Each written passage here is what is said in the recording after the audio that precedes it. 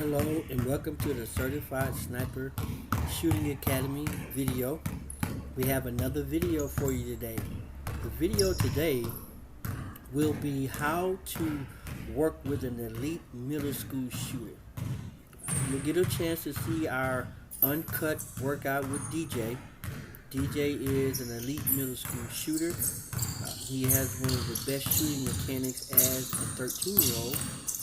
Getting ready for his season. Right now he's just doing a little ball handling, because ball handling is something that as a guard he has to be very fluid with his ball handling, and now he's just kind of working on ball handling and footwork. He does this a couple of times down the court just to warm up. But our main warm-ups and our main workout for him is basically shooting. His goal, it all starts at the front of the rim. As I shared with you, when you're working with your athlete, what you want to train your athlete to do is everything is about the front of the rim. You don't need an instructor to do this part. There has to be a commitment that everything starts at the front of the rim. This is where you get to feel your finger, your form, your follow through, and your finish. You get everything working in sync. And it also allows the athlete to just focus in. The closer you are at the front of the rim, the more detail you have to be as to the flow of the ball. So basically, he's just doing this on his own until I get ready. I allow him a little bit of time on his own. Anytime he goes into a gymnasium, the first thing he does is find him a goal. It could be a side goal. It could be one of the main goals. But if any all possible, you start at the front of the rim. Most middle school, if you watch the shooters, first thing they do is run out to the three-point line.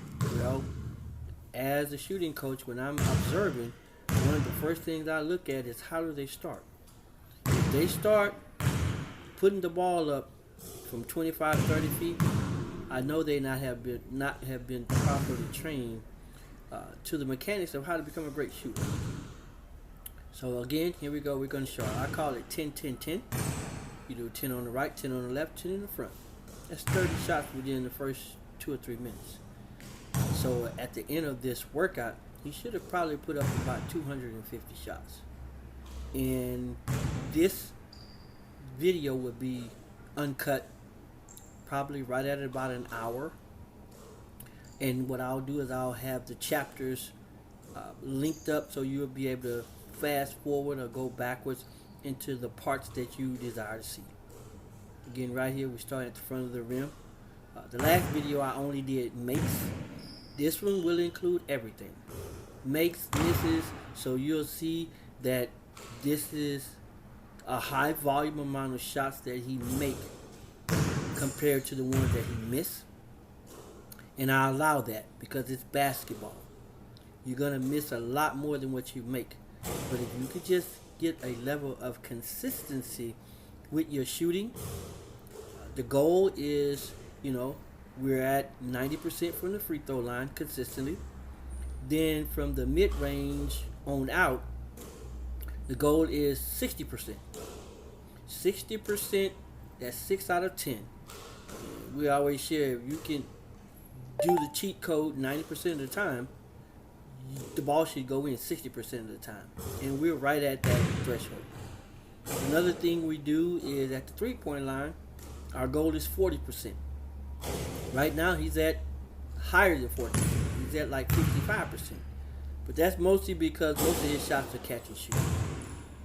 So we're going to take this year to really trace his shots and start doing a lot of analyticals so he can see. And we'll record everything as well.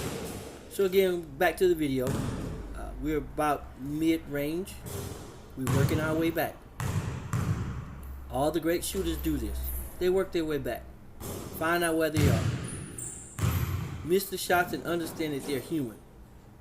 He is a 13-year-old, and I allow him the freedom and flexibility to just free his mind up, just shoot. My goal is to get him to repeat the same motion every single time.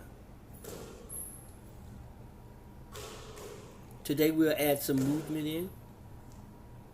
We'll be shooting from all different areas.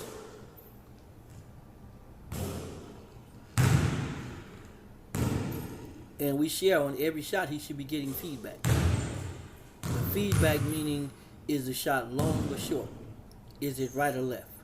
Our goal is for the ball to be long or short, because we can fix that. That's only with distance. We don't try to perfect every single shot, because as we're saying, he's shooting a lot of shots. And at his age, we're just trying to get him consistent. Because when it's game time, he'll have limited touches, but he'll know that every touch counts.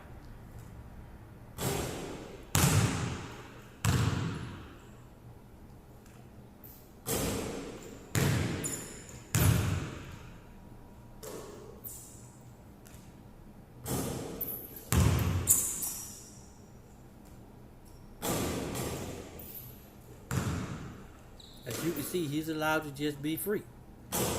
Shoot the ball. If he missed 4 in a row, 5 in a row, doesn't matter. He just have to lock in. That's my goal, my job. My job is to get him to lock in. Because again, sometimes the mind wavers a little bit. That's okay.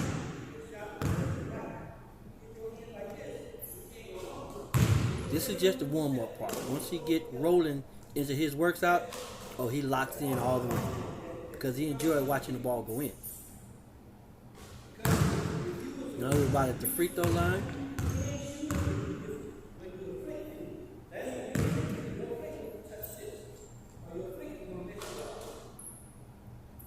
Again, it's about the consistency. When we're working with your athlete, when we're working with athletes, male or female, it's all the same. Everything basically now is based on our relationship together. And the relationship is getting him to understand what I'm looking at in mechanics. Because after the mechanics is going to be how he feels. It's mental. And you will have adversity. He will have defenders. He will have hands up in his face. But if he can get to the spots where he's open and get himself to space, I want him to be in the liberty where that form is there. We got a highly good chance of that ball going in. I always share with him, with his arc on the ball, you get a good bounce for your big man down low to be able to get a good rebound. Also, by him being the shooter, he's the first person that should know where the ball is going. So we'll be working on communication. You know, if he shoots the ball in short, he's going to say short. If it's right or left, he's going to say right or left.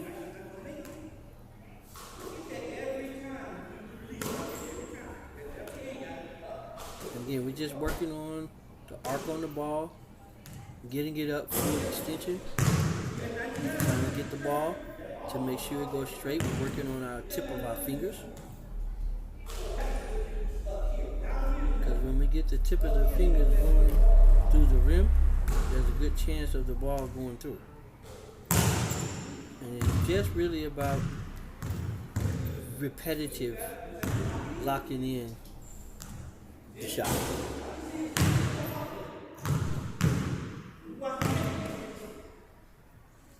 Here we just continue his shooting.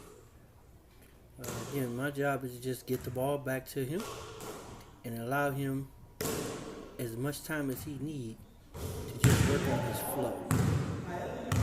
A lot of times, the further back he gets, the more comfortable we'll get shooting. And that's only because he's been shooting the ball from a nice distance for a couple of years now. Dip, we're using what they call the pro shooting, where he used a dip. He has the field, feeder, form, and follow through, but he also has a dip, what they call the turn. You hear some people call it the sweep and sway. That allows him to just have rhythm, and it keeps the tension off of his shoulder when he's shooting from a long distance. If you notice, there's not a lot of jumping off the ground because his power and inertia comes from the bottom.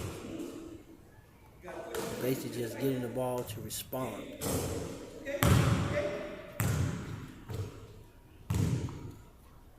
And right now he's at a level where he can go between 5 and 8 in a row. I've seen him do as many as 45 in a row, but I don't expect that from him every time. What I really just expect him to do is just concentrate, shoot without thinking. We're going to be reading a lot of information coming up on meditation and how to actually zone, get locked and zoned in where you don't even understand what's going on. It's called unconsciously competent. That means you can do something in your sleep.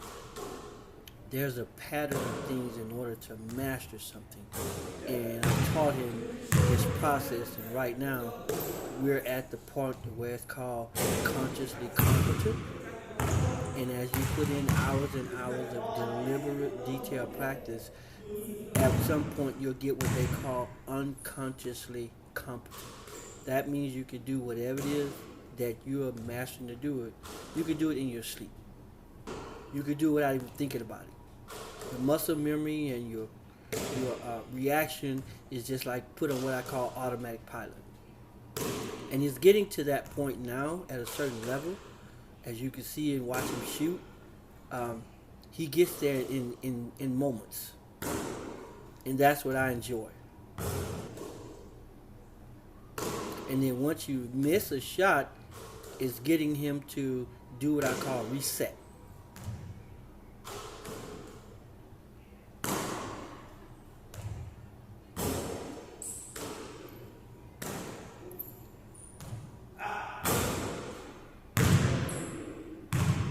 See, as a shooter, the fastest you can reset, because most of the time if a good, elite, premium shooter misses, they know how they miss from the time the ball leaves their hand, because they'll want the ball back real quick.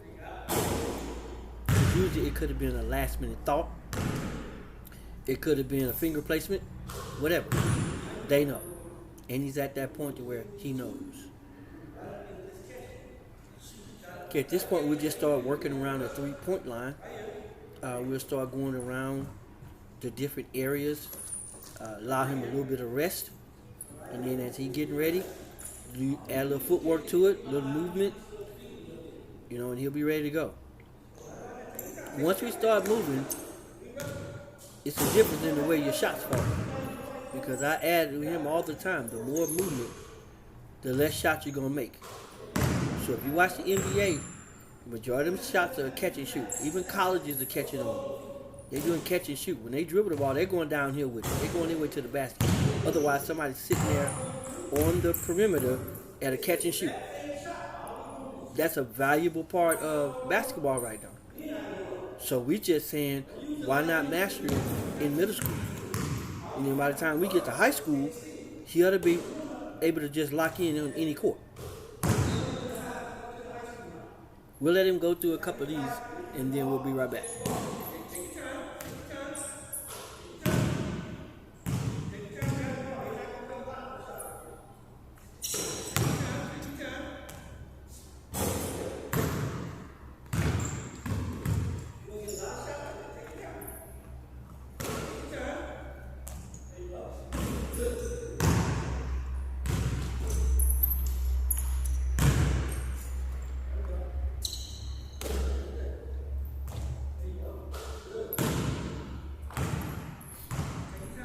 As you can see, I don't mind chasing balls, because very few of his balls are going to go way out of the way. That's the beautiful thing about, at the level that he is right now, we don't do a lot of chasing balls. I don't mind the ones I have to chase. That's a little exercise for me. But look at it. For the most part, his shot pocket to his shot barrel and shot release is pretty much on target. The next phase is just being able to work it. Same thing with 9 other people on the court. Right now, all he's doing is looking to get into position. Save energy. Use your feet. Most of your shots are going to come after a long rebound. Somebody kicked the ball out to him on the perimeter. He should be there, ready to pull the trigger. I'll speed up the process in a little bit and then show him the direction of how we're going to shoot right off the catch. But right now he's shooting from a distance where he won't have a defender near him. Most of it is going to come off of a putback from a rebound. Or if they're coming down court, he's already ready. All you got to do is pull the ball up.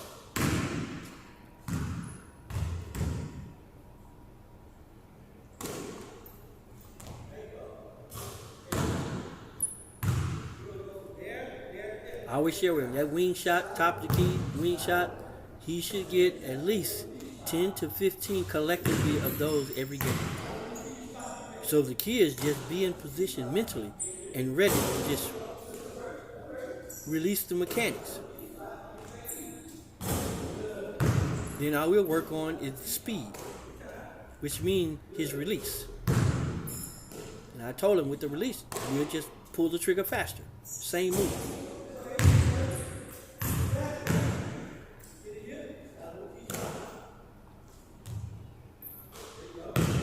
As you notice, if you look at from the time he get the ball, he's right on target with the time that it would take to release the ball, especially for middle schoolers. And right now he shoots the ball from the college range, which means that'll give him another 3.5 feet.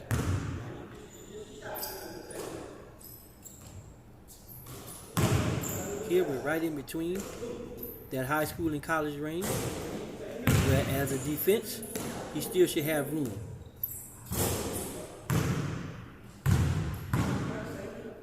Because the goal is, ladies and gentlemen, once we work with the shooter, the main part now is you come off that with a pump fake. Same thing. But we're working on that shot because that's what's going to force them to a long closeout. After that long closeout, that pump fake going to the basket, then we're just making 1-footers. Again, if you've never been in one of my videos, a 1-footer is what I call a layup. I use that because mentally talking to him, instead of saying a layup, I just say a 1-footer. Because right now, you're shooting 20-footers. And we'll just start now the rotation a little bit faster.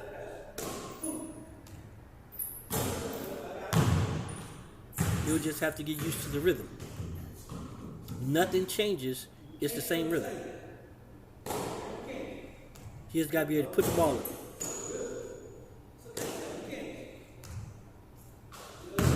Watch the speed of it. Watch the speed of his, from his dip to his release.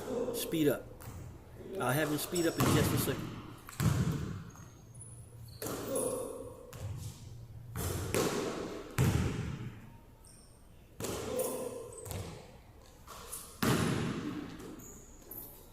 Because sometimes he'll be quick.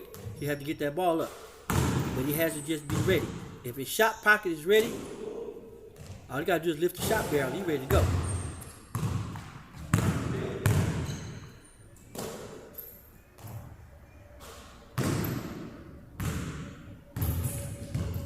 But you can see we get a lot of reps here.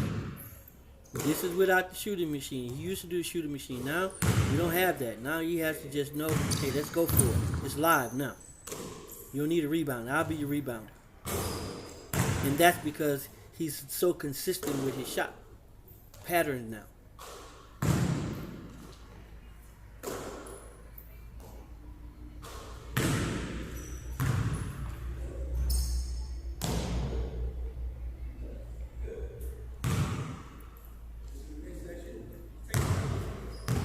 Now we'll speed up a little bit more.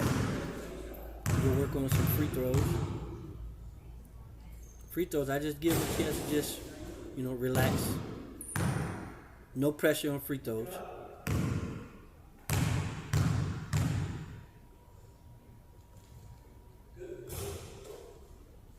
Everything when I'm working with free throws is just about him doing his routine on his own.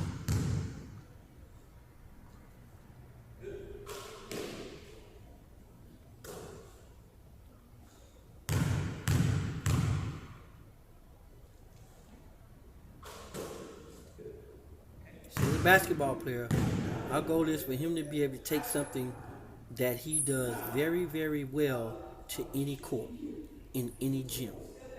Allow your other players to do what they do, help them to get better. But you take something in the gym that you put a lot of work into, and at the same time, you know you can do it well. Now, his job is to just be responsible. And repeat it over and over again in every game you play in. You have a role and a responsibility. Just be responsible for your role. Your role is to be ready to shoot the ball at all times.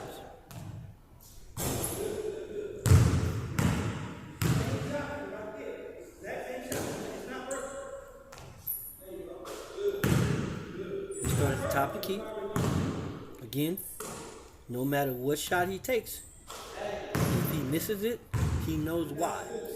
And what he has to do is reset, calibrate, and figure it out. Because again, most shooters, when the ball leaves their hands, they know what happened. And then we're doing some detailed things at the end of his shot as well, just for consistency's sake.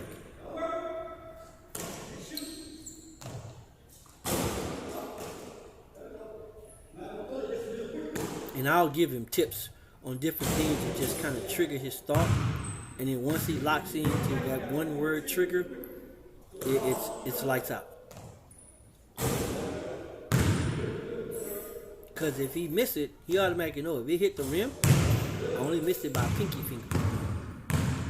That's another trigger word I use. It's a pinky finger. It's not a miss. One adjustment, the size of a pinky finger, and the ball is getting in the rim.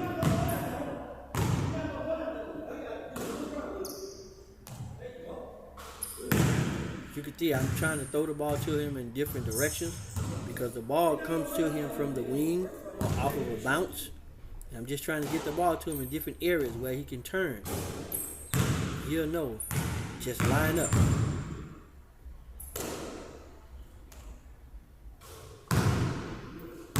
You can see here at the top of the key. Imagine as a point guard, how many times are you at the top of the key and nobody's right there in front of you? When all you have to do is just turn and shoot. Multiply that by how much time the starting point guard usually plays. Plays the majority of the game.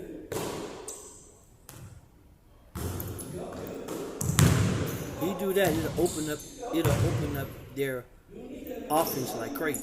Because the next thing is just a pump fake going to the basket, either taking a shot or pass it to the big man in the post. Because they're going to have to come and get it. Again, we're at the top of the key, taking the ball from the wing. I'm simulating passing the ball to him and doing a defensive simulation at the same time. Such as the defender is going, I got help, and the ball moves. And the ball moves that way, the defender slides over. By the time he slides over, he should be able to knock that shot down.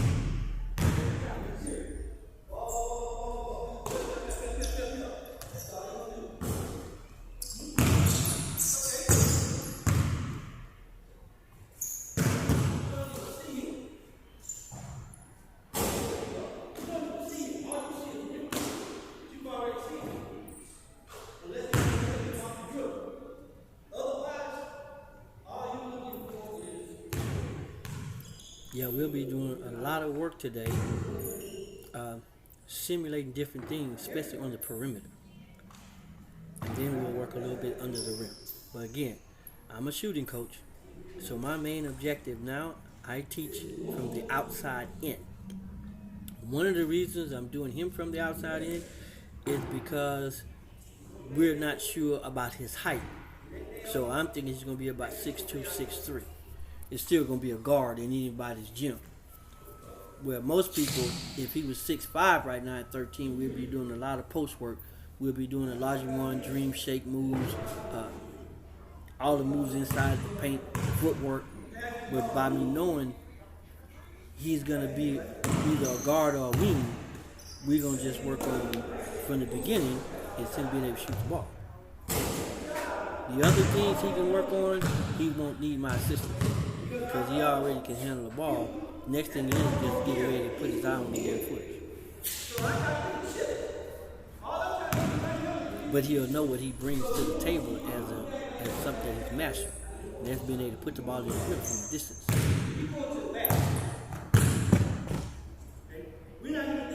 Right here I'm just doing we're just talking back and forth. Detailed things on footwork and what he needs to do as he starts to move around. Because it gets a little difficult for him. And doing a straight hour workout, attention span, he's locked in.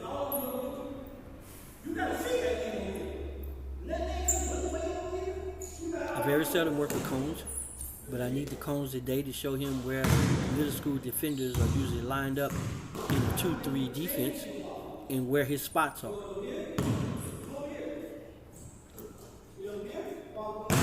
where the ball is coming from. When he gets the ball, he got to know he can see whatever he can see. Put the ball up. But he has to be ready.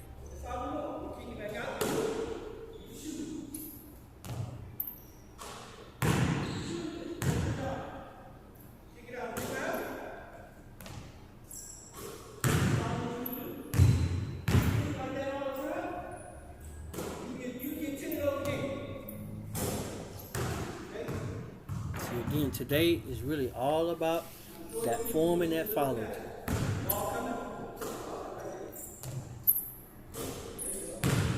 Notice his arc. His arc is so high it comes out of the picture. But that's going to be great because height is not going to matter as he get a little older and his defenders get taller. He still will be able to get that shot off because he has a nice lift on the basketball.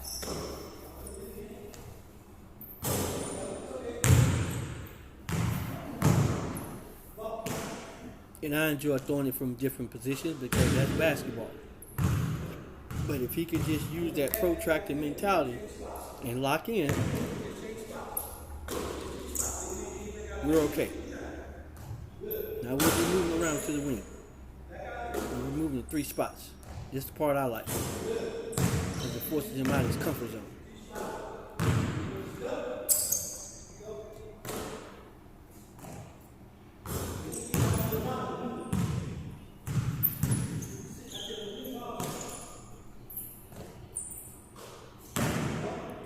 See, we only working on the main spots on the court. See me, I watch a lot of basketball, and I watch where most of the shots come from. So my goal is, if most of your shots are going to come from the wing and the top of the key, that's what we're going to master. Because as you see those spots, you're not worried about nothing. You know, we come from there, we go straight to the elbow. That's a pump fake pull up. That's a pump fake free throw. Left, right, it doesn't matter.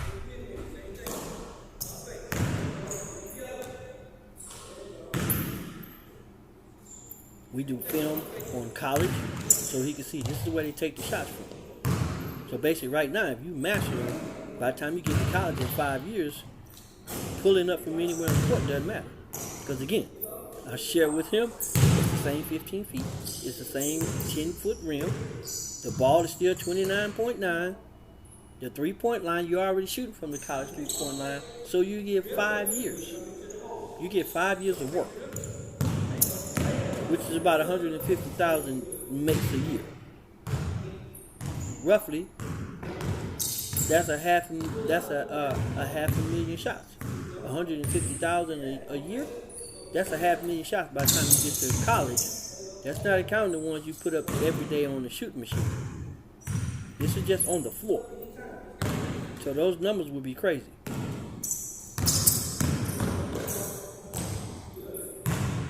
He working on now the same thing. All he has to do now is use his footwork.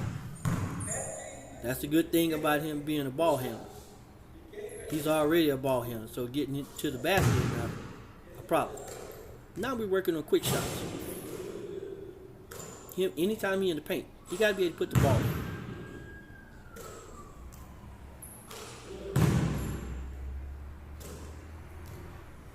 As I shared with you, he understands his range of motion. Okay, his range of motion is only about 3 feet from his set point to his release. That's what he's responsible for.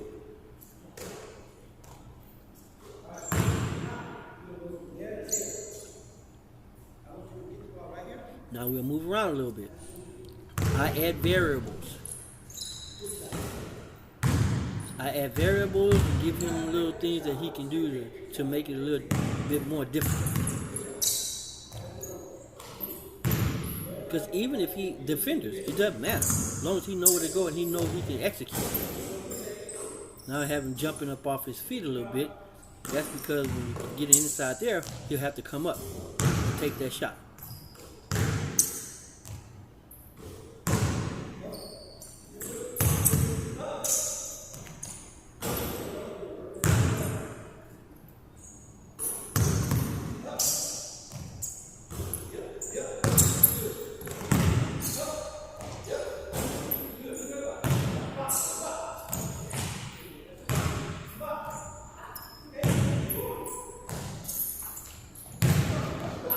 See, I let him play around a little bit. Because that's all about rebounding. I share all that with him. All of the techniques. No matter what he's doing, if you're around that rim, you put that ball in that box. You make it real simple. And what he's doing, he's tired, but he continues to work. And I tell him, when you're tired, it's like the fourth quarter. All you gotta do is understand mechanics.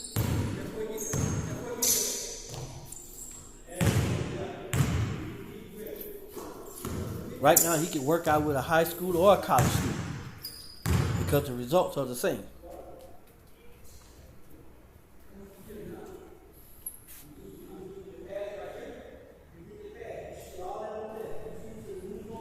As you can see here, what I'm doing is giving him some direction on how we want to attack the mid-range and mid-post. I take it in slow motion so he'll get an idea of kind of like what we want to do, but he'll put it in fast action. What I'll do is just move up in front of him as if I'm a defender. And what I want him to do now is being approached by a defender. Move to his spot. Either there, if you see, he's going for the floater, or he's able to go all the way to the basket. Again, at the end of our practices, we work on 1-footers. And again, the key is for him to have the opportunity to hit that 1-foot shot. Floater is important because he's going to be looking at really be a tall, big coming in the second line of defense. His whole motive now is all three levels. He can shoot from the 3-point range. He automatically can pull up from the elbow, as you can see, or go in and be ready and hit the layup. Right now, I'm just letting him just freestyle. No pressure, none of that. Just really just having fun, executing using his style. Okay. One of the things that I do, I don't teach dribble combinations. One of the things I believe in allowing the athlete to use his own creativity. If you notice now, a lot of the trainers are giving instructions as to 2 dribble, left, right, float, dribble, step through, drag, step, come back, float to the basket. That's fine. Those are good instructions to give and give them those options. But my key is once I teach him all of the main fundamentals of dribbling and ball handling, now I want him to use his creativity. Him to know his go-to, what go-to he's going to use that's his signature. You know, I'm old school thinker. Back in the day, everybody had, which means previously, years ago, they had certain moves for each player. They had an Allen Iverson crossover. They had a Tim Hardaway crossover. They had a Logic One the Dream Shake. They had Michael Jordan slam dunk, Dr. J slam dunk. Everybody had a signature because it was unique. Now, there's no uniqueness to ball handling. They don't have it because everybody's doing the exact same thing. It's the exact same style of play. Where I want him to have the creativity to do whatever his mind, that's called freedom in the box. I'm going to give him the barriers, and then he has the freedom to do whatever he wants to do. All I'm doing now is asking him to just change the pace. Change pace, change the rhythm, and then you just mix it up.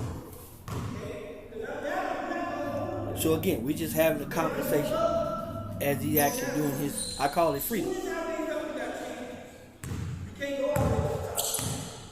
I'm just passionate about it.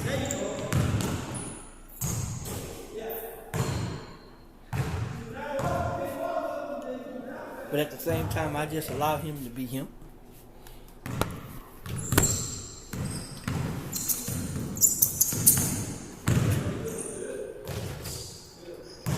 As coach and trainer, one of the things that I want to do when I'm on the court is just build that relationship.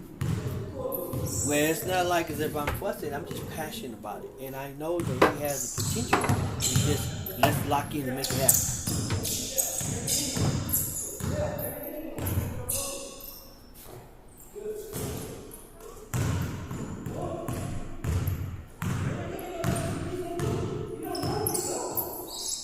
Here, I want him to just use more of the court.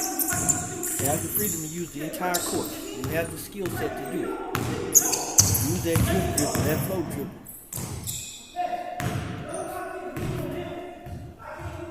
Again, this video is another video for him to use when he can sit in his room and analyze his play, his skill set. And it also builds confidence in knowing that an athlete has the capability of executing.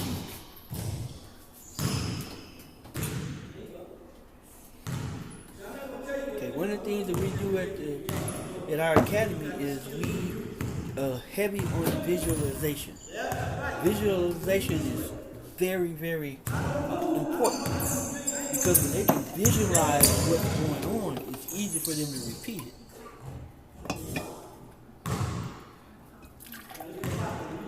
On YouTube, they're able to watch different instructors and different skill development. But what's amazing is when you can watch yourself. And you can see you have the capability of doing some incredible things.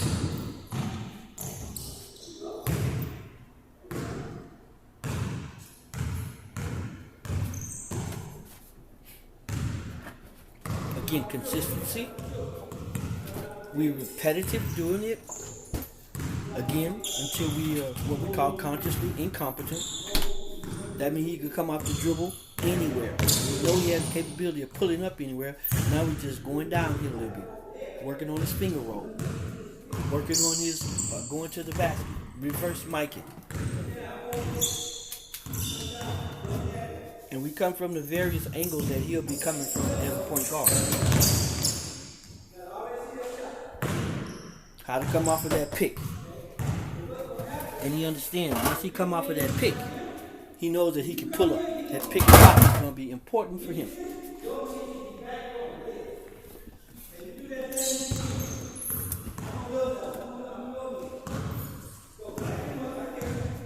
This is a very intense instructional moment right now because this is more of a game type of environment. And basically all he has to do is get him one confident person on his team other than his post player, and he pretty much has the freedom to do whatever he needs to do. Because as a point guard, he has the responsibility to get the ball into the hands of his players. But he also has the freedom to get it to whoever he wants to.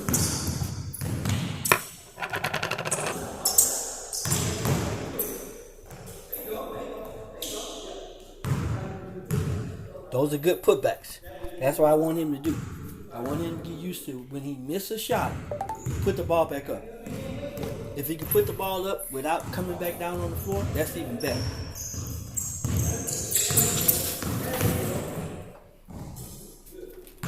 Because as a shorter guard right now, he's about 5'7", he won't be able to just come down and put it right back up.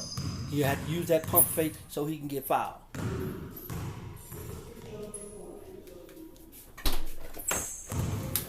We always finish each section of our session with free throws. First thing I tell him, when you look at your first set of free throws, you're tired. So you want to think about the front of the rim.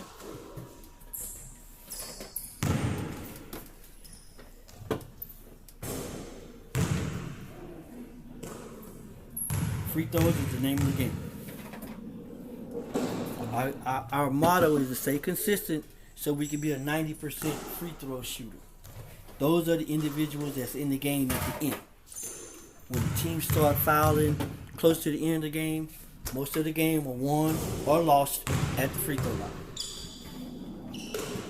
And then as a player, if you get into the free throw line 5 times, you can score 10 points on a 1-and-1, knowing that you're going to knock the free throw down. Those are easy points.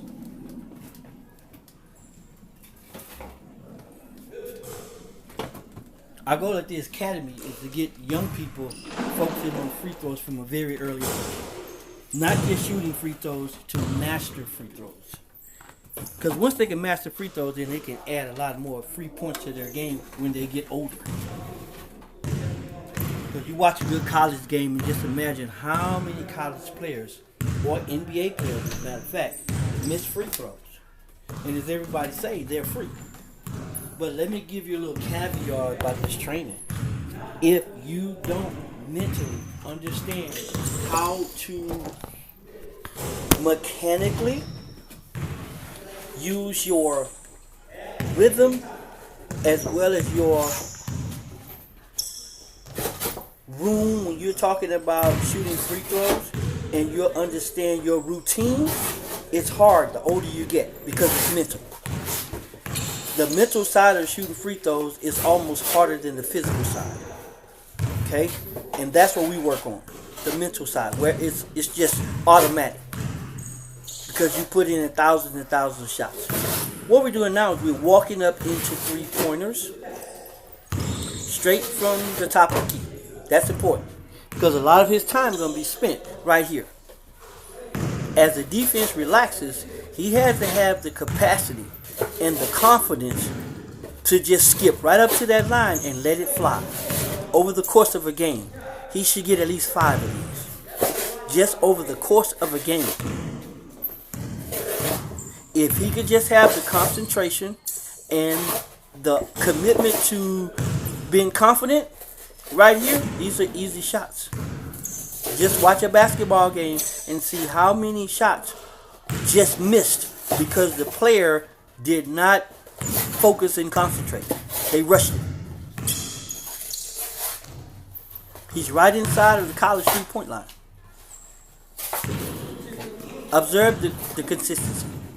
And I want him to look at the consistency. He got to know how many dribbles did he take. Okay? Because right now it's just math. It's just math and geometry.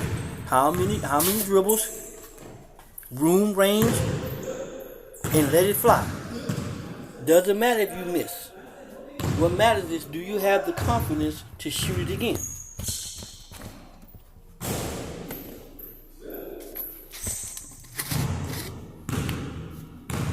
All he's doing now is just find his range. Once he find that range and once he lock that in, he can hit 2 or 3 or 4 in a row. Easy.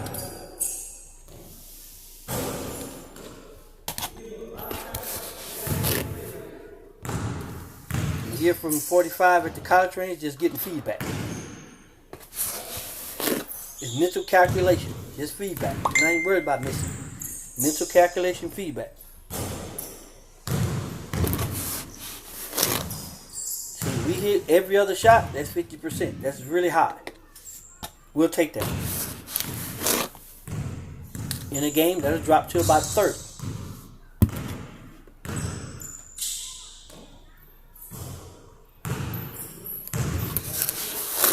The name of the game is him being comfortable and confident. His team is going to need him to take that shot.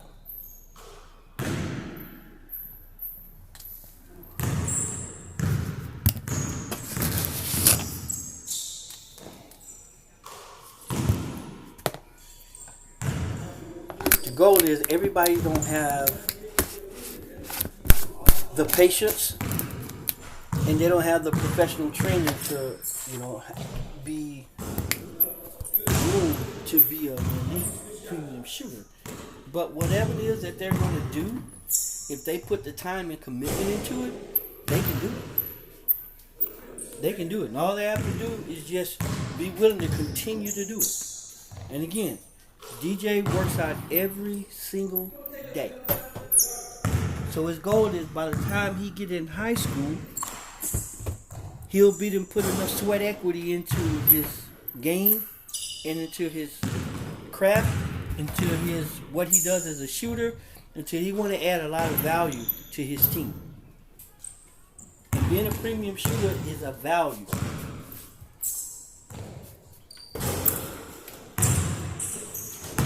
I tell all of our shooters I'm working with, I say my goal is to get you where you're in a position where your coach can give you a green light. You mess around and get a coach that loves shooters and they give you the green light, you're in heaven. That's what happened to Trey Young in high school. That's what happened to Steph Curry in high school. Most of the great shooters, they had a high school coach, an AAU coach, that gave them the opportunity in the green light to let it fly. And as a result, mentally, when they got to college, it was not a problem at all. And now they're in the NBA, and it's their mental capacity of knowing that they have the confidence to do this and knock the ball down. Knowing they're not going to make every shot, they're not going to miss every shot either. And they're going to make a whole lot more than anybody else. Because the average middle school shooter is not going to hit this many in a row.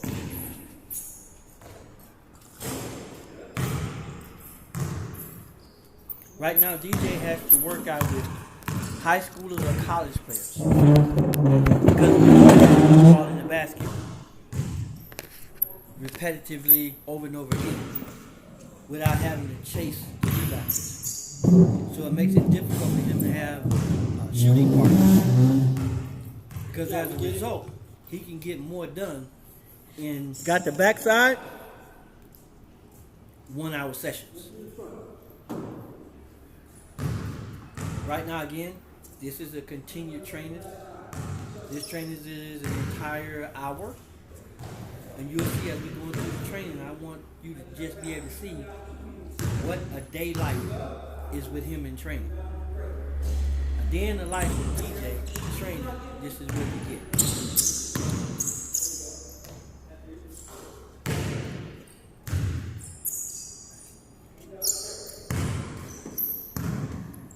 Now he's coming down court on a fast break, and you'll be able to pull it up.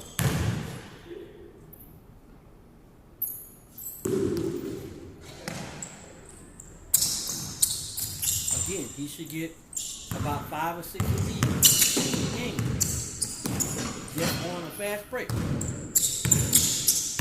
I already shared with him that most middle schools get 50 possessions every half. That's because of steals and turnovers and missed shots. They get that many possessions. And as a guard that can handle the ball, you'll have the ball in his hand a lot. Which means he has the ability and he has a chance to do exactly what he's doing right now.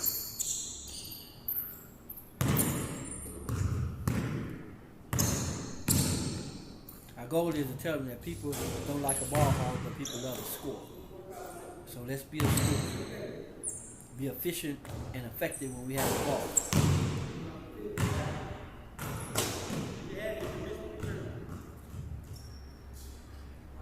If you notice, throughout the whole workout, this is the only time that ball ever went that far to the left or right.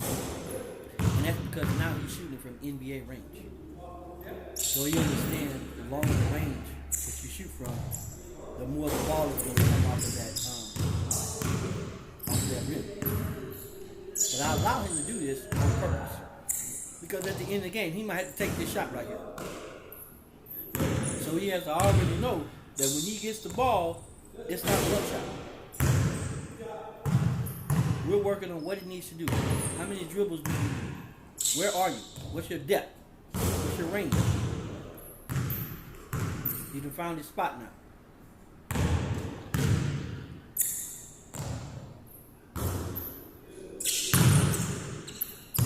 If you notice, these are nice shots. They're right at the rim, which means you're only missing about a pinky finger. Again, I'm allowing him to do this. Again, it's called freedom.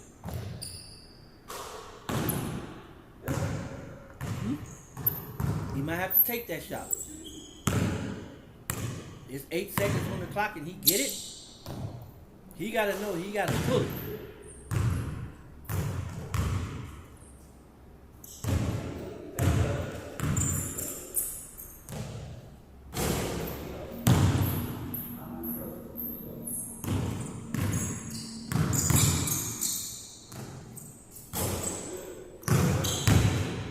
No, I'm steady throwing the ball back to him. Without a break. Get the ball back and let it repeat. If he miss it, give it to him again so he can line it up again.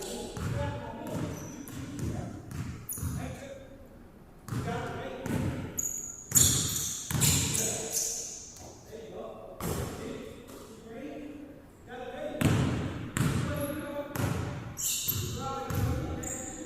45-degree angle is crucial. No one plays defense on that side.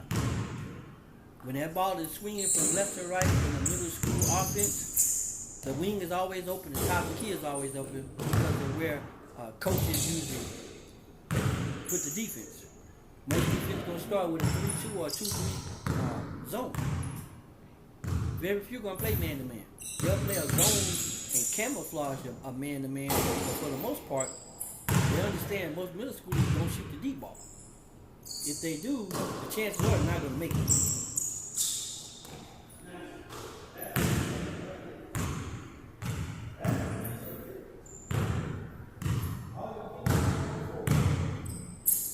Our goal is, our mind is already on high school. We shooting it from the college to get ready for high school.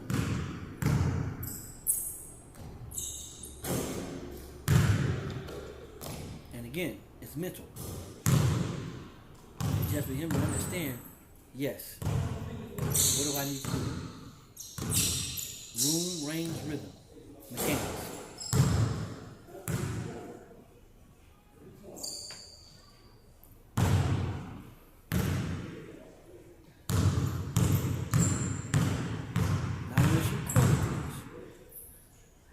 Same thing. Start corners last, because he'll get the corner threes on the fast break.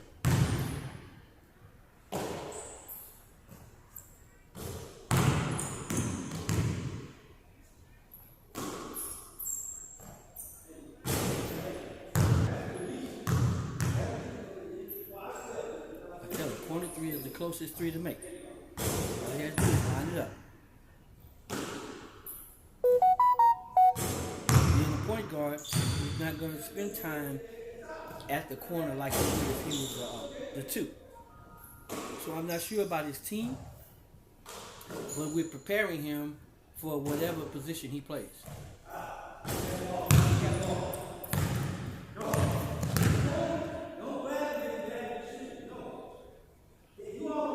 Our next video we'll work on off-ball movement. He's watching videos on off-ball movement, how to move without the ball, what routes to take. We have some videos before that we have done when we were a little younger for the summer, but now we're getting more into the routes, specific routes, and how to change things on off the ball to get to his spot.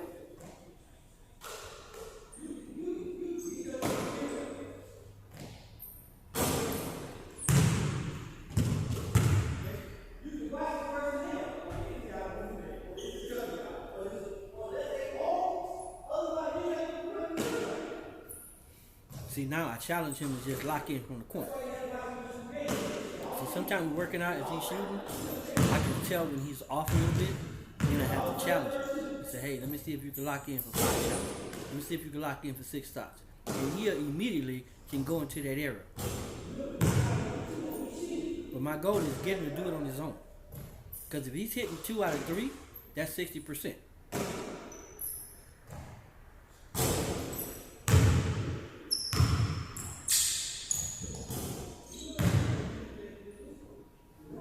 So I get it when you understand. If you're hitting 2 out of 3, that's 60%. Now see if we can hit 3 in a row. Can we hit 5 in a row?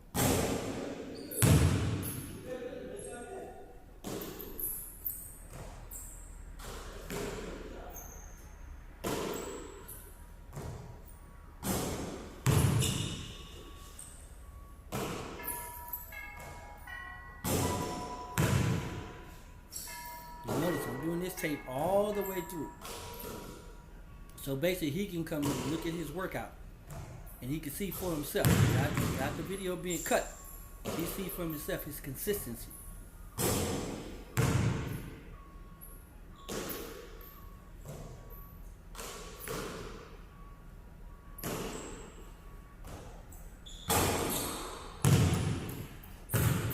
It's about 7 in a row. And that's pretty good for middle school. In the corner. After he put up so many shots, he's just going to be able to understand what his range, his rhythm is.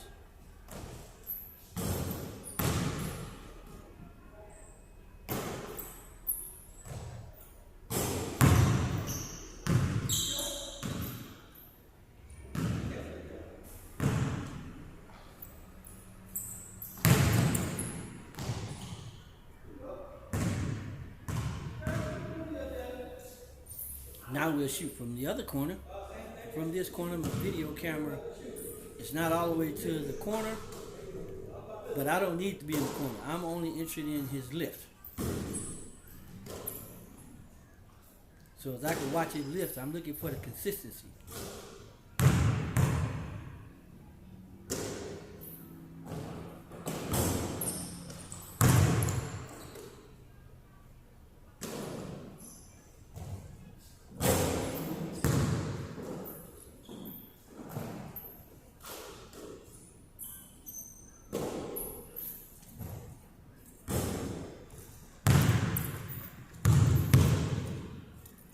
Again, I just tell him, just lock in that corner.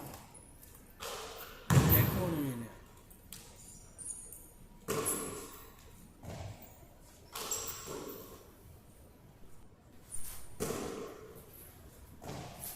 Again, we're just shooting there from that corner. So the whole thing focus is just knock it down. See, now he'll watch the video and he'll be able to look at his lift. He'll be able to understand the velocity on the ball and see what consistency is. And this is him shooting the ball in the corner.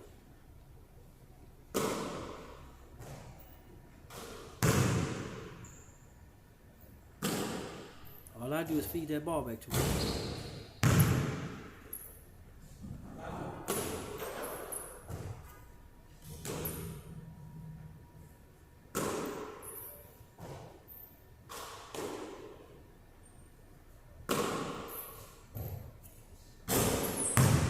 Kind of fascinated that I only have to move 1 or 2 steps, and he's shooting from the college line right now.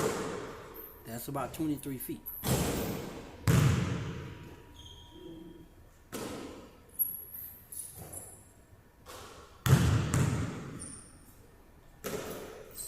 See, because I know his potential, and I know that all he has to do is focus and concentrate and trust in his mechanics, there's not too much that he can't do with the basketball, especially when it comes to shooting. Again, after every little segment, we end with free throws. Okay, the trigger word I use is front of the rim. Right over the front of the rim. And that allows his body to just flow. Now, in this next to the last segment, we'll work on 1-footers. Him basically just going from the elbow to the rim. This is all built on just confidence, just being able to get to the rim. As a guard, he'll spend a lot of time going to that basket. Basically about just confidence, overhand, underhand, having the confidence to be able to go use any hand in either foot, whether it's over or under. He's going to hit some, he's going to miss some, but basically what we're doing at this point is we're working on confidence. Him knowing that he's going to have an opportunity as a guard to go to that basket at least 15 times during the game. If he can do that, 4 quarters, he go to the basket 4 times every quarter, that's 16 times per game. And if he can hit 3 out of 4 every quarter, that's 6 points every quarter. 6 times 4 is 24. That's just 1 footer. Our goal is 2 layups every quarter. That's minimum. But our maximum is be able to, on some nights, you should just be able to just explode to the basket. And that's basic confidence. What we're doing here is we're working on Russell Westbrook scoop, coming from that elbow, scooping that ball straight up in that rim. And he'll get faster and more confident and more explosive. But the way I teach is I teach body fluidity. I teach them how to be comfortable using their body. Then when they go into the basket, they're able to have the range of motion that they need, and they know their body. Okay, it's like dancing. You teach the fundamentals of dancing, then you allow them the freedom to be able to add their own spice to it, add their own what I call juice to it. Okay, anything you do it fundamentally. You do it when you're unconsciously incompetent. then you're consciously competent until you get to unconsciously competent. And that's from doing it over and over and over and over and over and over again. I know that terminology was taught to me, and as a result, that's one of the main things I'm teaching him. Anything you want to learn, you learn it through this series, and it's kind of like a race car driver. The same 5 people win every single race. Why? Because they understand the cheat code. They understand what is it that they have to master, and they usually don't tell anybody else what it is they're doing. And as shooters, they do the same thing. They won't tell you what they've done in order to master it, because a lot of it is mental. And what we're doing now, I'm taking it through the same strategy, going to the basket.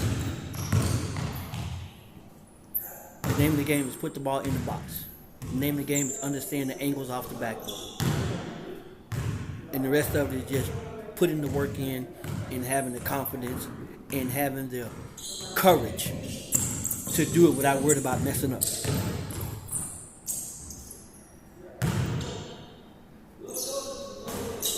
Then the next one, once we get defenders, and defenders will be able to, their job is to keep it from getting to the basket, but his job to have the courage to just do it. Hit or miss.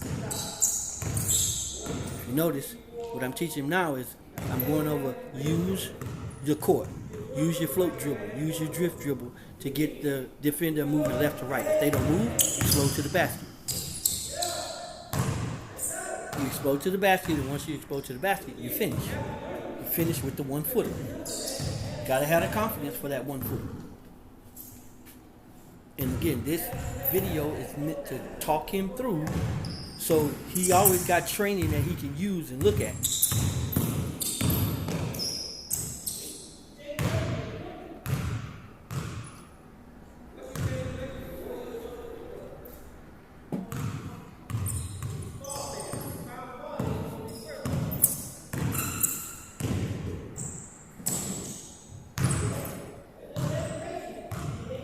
Use this overhand dribble, crossover dribble, between. We try to refrain from behind the back because you can't see the ball. But once you lower the shoulders, get to the basket.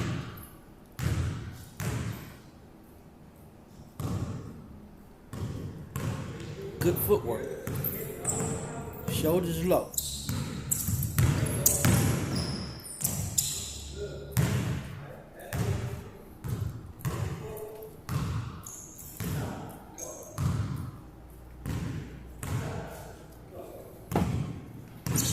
Controlling that pace, being able to stop and start is critical.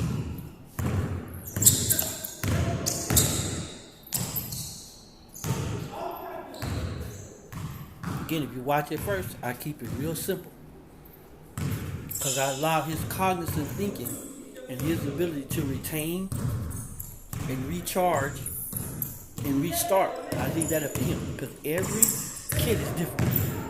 Every athlete is different. They process information differently. So with this being a private session, it's for him to be able to look at it. I teach him, and I walk him through it, and then he executes. When he get in the game, it's up to him to just be courageous enough to try it.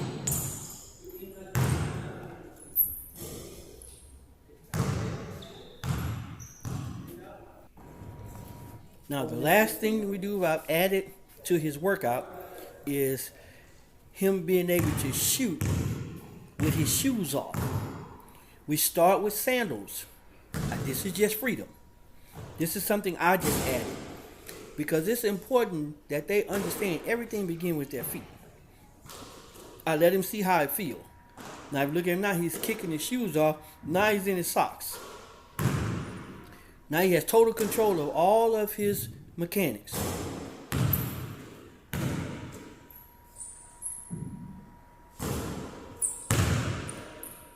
I won't let him move because I don't want him to slip. But it's basically just letting him shoot with his shoes off.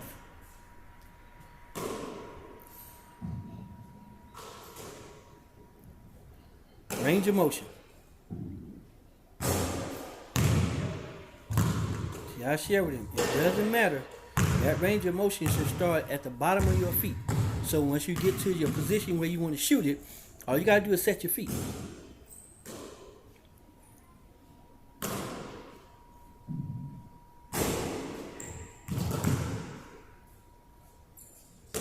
This is the fun part. I like to do this at the end because it makes him feel like, you know, there's something else we're adding to value. This is just added value.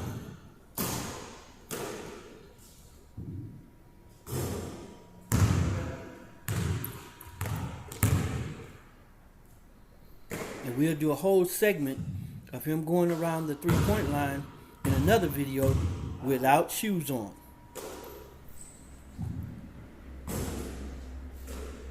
Because it's all for him to feel it at the bottom. Look at his when he's turned. Watch his turn. Everything is detailed. The landing is detailed.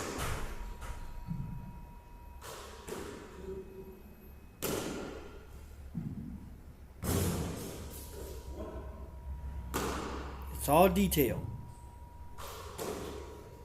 See, even he's learning. It's detailed.